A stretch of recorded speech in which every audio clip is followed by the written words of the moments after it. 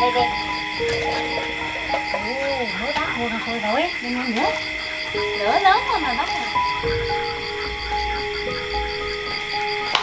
Con có đánh dấu hết trơn rồi. Mà sợ ngày mai quên á.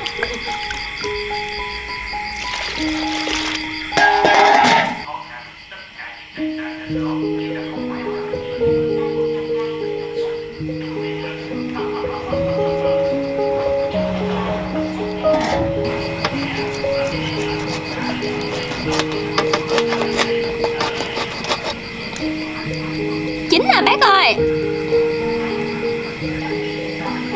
Ngon.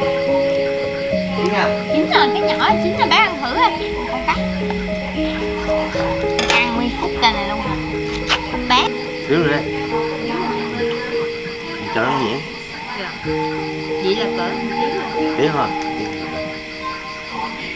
mấy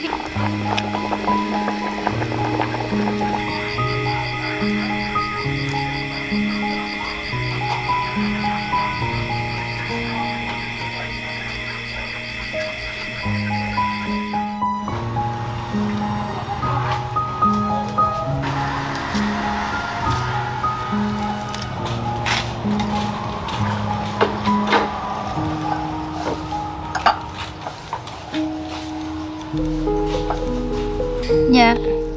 Thứ hai Để cho con tước à.